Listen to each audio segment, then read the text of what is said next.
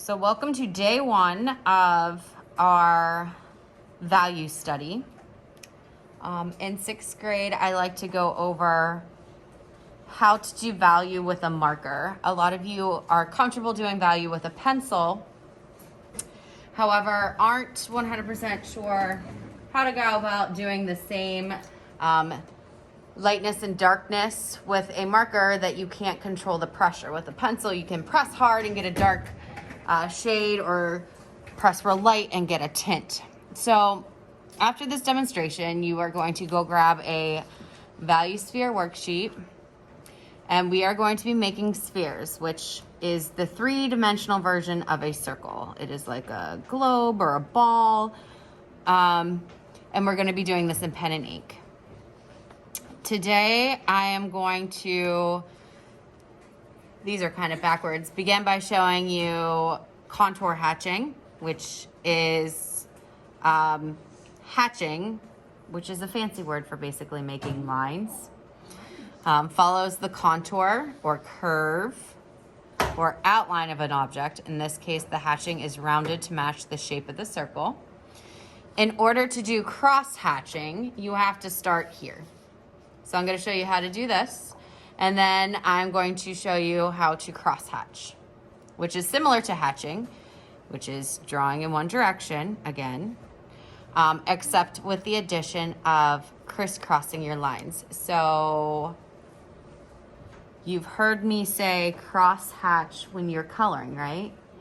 I pushed that from like grade 3 on.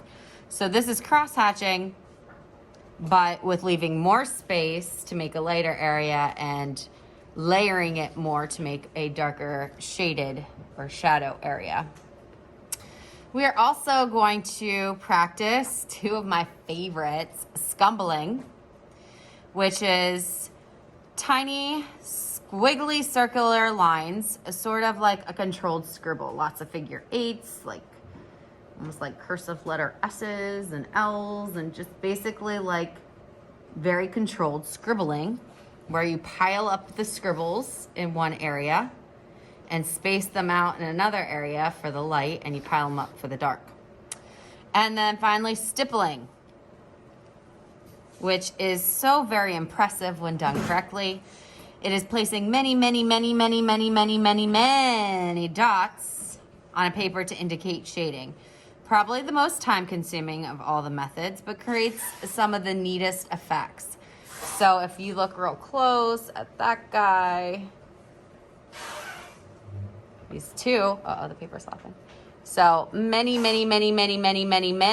dots on top of one another to do that shadow area. And then you space them out a whole bunch for the light area. I'm gonna go ahead and talk to you real quick about your light source. So that is where either your sunlight or a bulb, or basically the direction your light is hitting your object. That is going to be your highlighted area. So that is the very lightest, followed by your midtone. So this is like almost a white. This would be a light gray. And then you have your core shadow, which is basically the main shadow. We're not going to so much worry about the cast shadow or the reflected light. If we can get a highlight, midtone, and shadow, we're doing A-okay. This is really not that difficult once you know how to set up what I like to call the onion rings. So if you take a look at a circle, your highlighted area would be 1. It would get a little bit darker in 2 and 3, so that would be like your mid-tone area. 4 would be the beginning of your shadow, and 5 is your really dark shadow.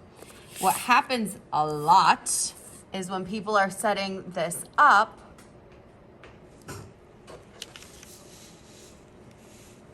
they tend to draw the circle and then do like curves instead of actual rings. So it's onion rings, not curves. Goes all the way around. Notice that the distance between the rings here is very thin and it's wider on this spot over here because it's at an angle. Now, if this was centered in the middle of my paper, it would be more like a bullseye, but we're not gonna do that. Our highlight is going to be offset in the upper right-hand corner. So common mistakes are they do the highlight, the light reflector, just like we kind of did with the eye. So when we are doing animated eyes, we put that jelly bean of light in there to show a light reflector. And then we have these curves. They almost got it, but they needed to go all the way around. Another thing that happens, a common mistake, is they put the jelly bean in and then they almost do like crescent moons with a whole ring around the outside. Last but not least, and I would say probably the most common, is this guy right here. This is not 100% wrong if my light is coming in at a 90-degree angle and hitting right here. It's not completely wrong. It's just not what we're doing. Okay? So we want to make sure that our rings are going all the way around. So it looks something like that. All right, let me zoom out a little bit. So we are going to be cross-hatching, scumbling, and stippling. For time purposes,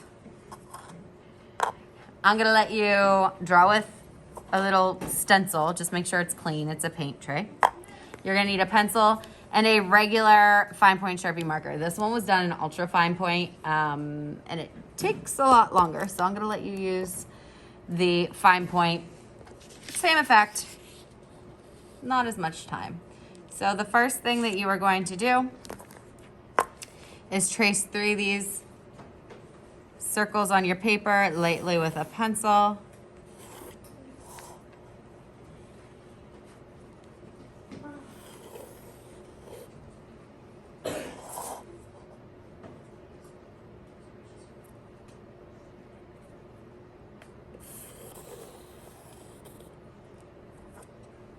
Okay. And I'm going to demonstrate hatching to begin with for you today. And then you're going to go get your paper and your cup and do the setup and do the hatching, and that will probably take us to the end of class. Next class, I'll demonstrate the scumbling and stippling, and then you will continue. Sometimes we get to the scumbling. It depends on how much time we have. So remember, the onion rings, like I said here, I could literally set this up on all 3 of these right now, and I might just go ahead and do that. So I'm gonna put my lightly with my pencil, my jelly bean or my light source in here.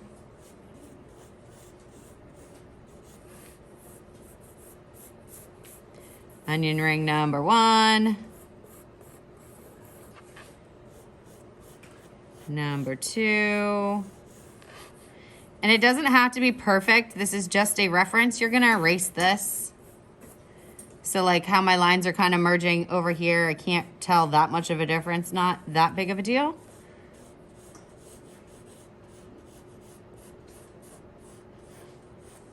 Because these are my reference lines. They're gesture lines. They're those wispy lines, short little lines. Don't try to draw one solid sweep. A perfect circle in one pass. It never happens. Okay.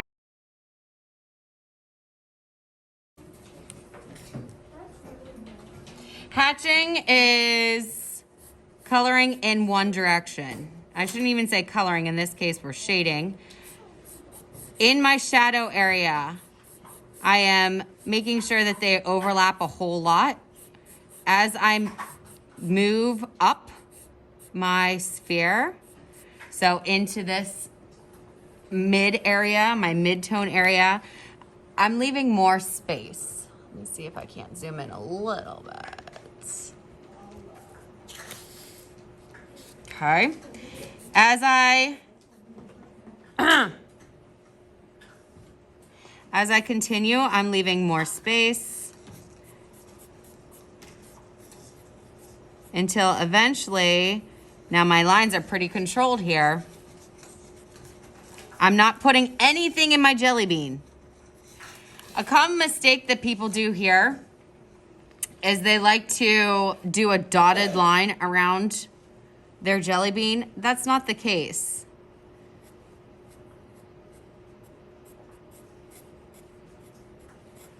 There are shorter lines, sure. But it's not a dotted line. I might even, if it looks too unnatural, put a little bit in there. So I am doing some short strokes. I'm doing some longer strokes, especially on this side over here. I'm doing longer strokes and they're overlapping each other. So you don't have to be as precise. As I'm moving up, again, I'm spreading them out more. And I am following the curve of my sphere. You can literally probably get away with just outlining the outside of your sphere for this one to begin with. Now, remember how tight these rings are over here? So quickly I'm going from real dark to real light.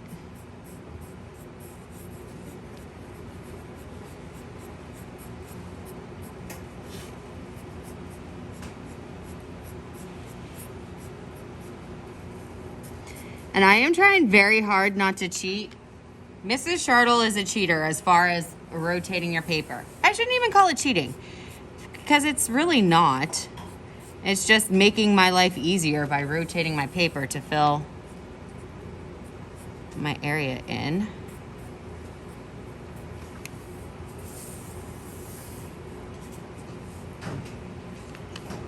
All right, we're gonna just pretend that this top half is done for time's sake right now. This is one directional hatching. Actually, I lied. I'm just going to do it real quick.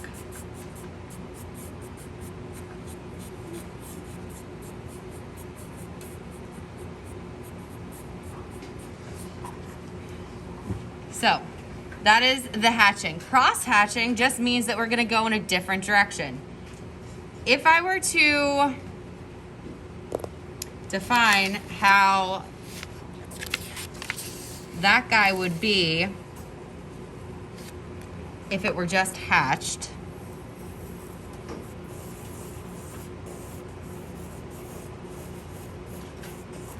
it would look something like this. So in the middle, it's all coming straight up towards that way. It is always pulling inward to the center. So this is the direction. It looks a little crazy, right?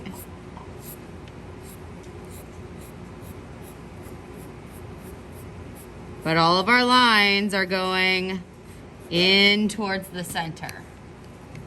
I'm going to do the same thing. I'm going to do that process over top of this.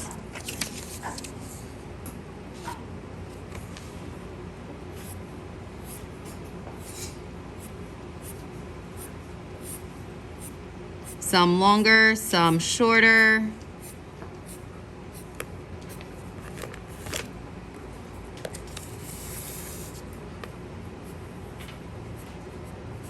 Now, when I'm over on this short side, I don't have as much area to draw my wisps in.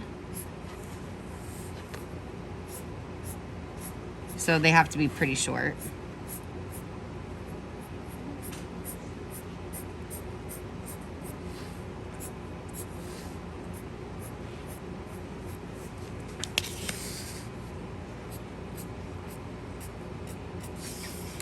I'm gonna take a look at it. It doesn't look too bad. I'm gonna go through though and just kind of put some more short ones in here. Fill in my really dark shadowed area a little bit more because I shouldn't see that much of the paper through there.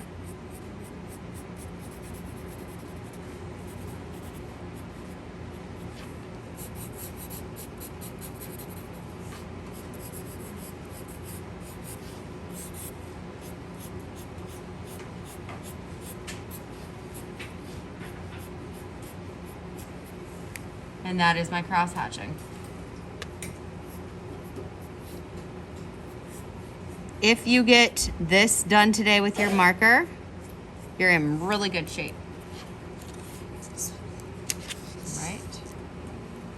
I'm gonna stop that right there for you guys. Oh, sorry, I forgot one more thing.